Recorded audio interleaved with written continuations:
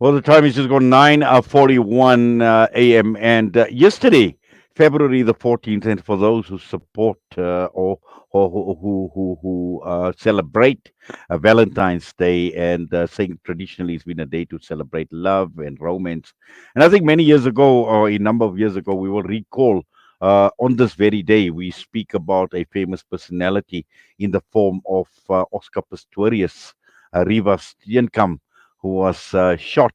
And this is what this morning's broadcast is all about. It's about removing the trigger campaign. And we know South Africa has high incidences of domestic violence, gun violence in a particular. Just yesterday, we learned even in the United States of America, the celebration of the Super Bowl celebration that had taken place as well, where we've heard about shooting there as well. A number of people that were killed, 3 people were arrested.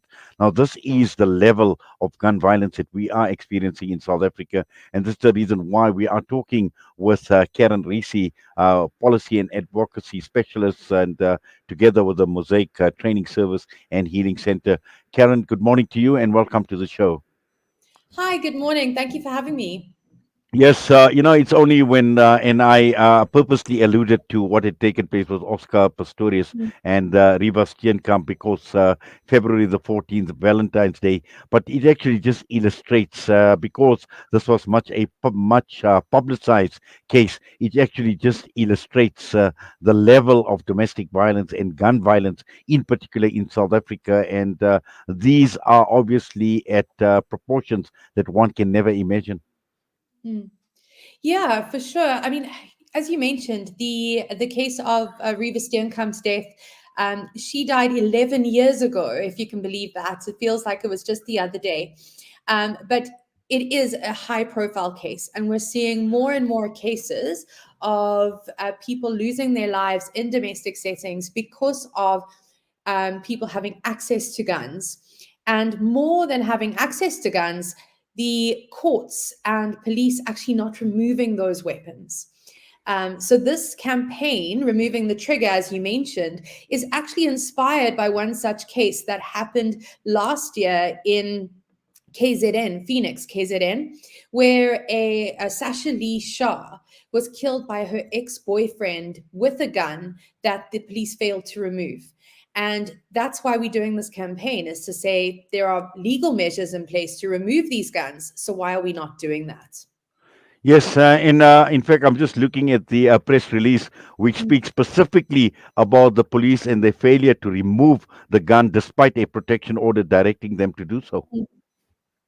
That's correct. And that's the very thing we're wanting to look at. We're wanting to say, well, there we have fantastic laws to protect against domestic violence and gender-based violence in the country, but ultimately this implementation is done by individuals. So how do we reach those individuals? How do we work together with them to make sure that the law is implemented the way that it should? And ultimately that families and women and their children are protected with the maximum effect that the law can offer.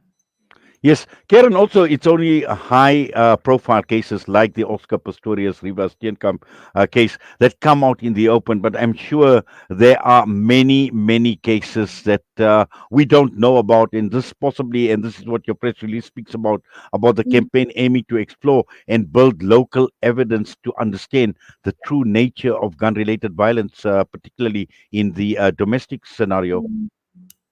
That's correct. We know that South Africa has a gender based violence pandemic. The president has alluded to it.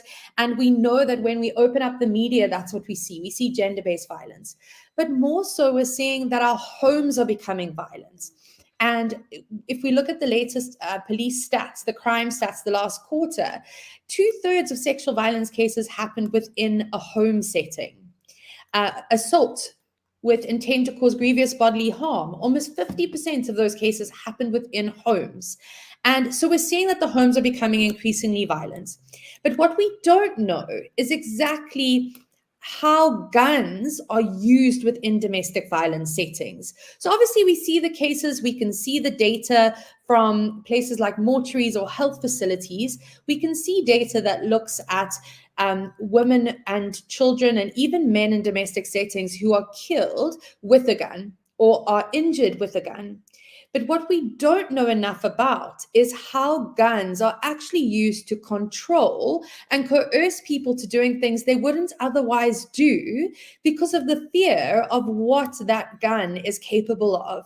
We were just speaking yesterday at the launch about how just the mere access to a gun means that somebody can be killed quickly and without very little effort. It takes one shot and you don't need physical strength, and it's something that can happen like that. And so this is what we're dealing with. It's not always the murder, it's actually the fear attached to that gun being available. Yes, and now in previously we at Salam Media have also spoken to organizations like Gun Free South Africa, about this particular problem, and just looking at, and I'm sure this must have come out at the launch yesterday with regard to legislation. Whether we're talking about the Firearm Controls Act, we're talking about Mhm. legislation relating to domestic violence. I'm sure a lot of that must have come out, and more importantly, in terms of the effectiveness of this legislation to regulate gun control and, as a result, eliminate and minimize domestic violence. Yeah, it definitely did come out. And as I mentioned up front, we've got great legislation, but it's not always implemented effectively.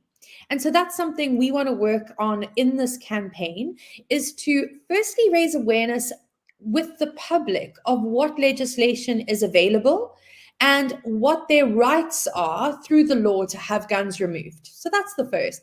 The second is to actually work with stakeholders like the police, like the courts, and partner with them to be able to make sure that everybody has the same understanding of the law and then also are held accountable to implement the law in that way.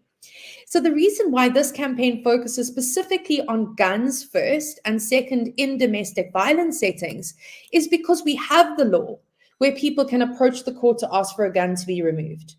And so we want to make sure that law is implemented correctly and that people use the law for that purpose.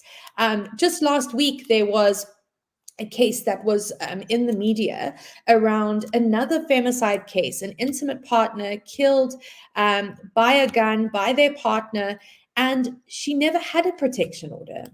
Now, our question is if she had a protection order and she'd gone to the court and asked for this gun to be removed, would she still be with us? We don't know. But it would have been one protective measure she could have taken. So we don't want anybody to be sitting in danger with a gun present, not knowing that they could have gone to court to have that removed. Karen, just finally looking at this campaign now that you've launched this campaign, removing the trigger. Uh, Going forward, I'm sure there are short, there may be medium, and also long-term plans in terms of sustaining and also maintaining this campaign going forward. What are some of your thoughts? Mm. So I think it's important to note that this is a collaborative campaign. It's a campaign being run by Gun Free South Africa, one of those that you said you've already spoken to, ourselves, MOSAIC, as a domestic violence organization, and then also the National Shelter Movement of South Africa. Now, the National Shelter Movement represent 98 shelters across the country that offer shelter to victims of domestic violence. So it is a national campaign, and we're looking to be as collaborative as we can be, working with both civil society, NGO organizations, but also with community-based organizations. And there are three things we're aiming to achieve. One is to actually understand what gun-related domestic violence looks like, and that will be partnering with academic institutions and community-based organizations to understand that.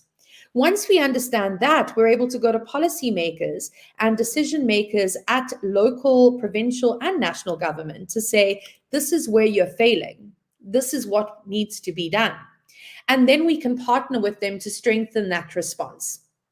And finally, and probably most importantly, is the awareness raising. So we'll be partnering with the Heinrich Bull Foundation to create effective communications that we are able to put out that can reach far and wide. So using a multitude, radio, TV, WhatsApp messages that can go out and raise awareness about what rights and responsibilities exist to access the law, but also to hold the law accountable. So that's ultimately what we're wanting to achieve. For now, it is a 12-month campaign where we will then, after 12 months, reassess and look at, well, what have we achieved and where do we take this forward? Well, Kerryn, thank you very much for that and for taking time out this morning talking to us right here on Salam Media. All the best to you. Thanks so much. Kerryn Rehse with us this morning, policy and advocacy specialist at the MOSAIC Training Service and Healing Center. And with that, we're going to go for a break. We'll be back.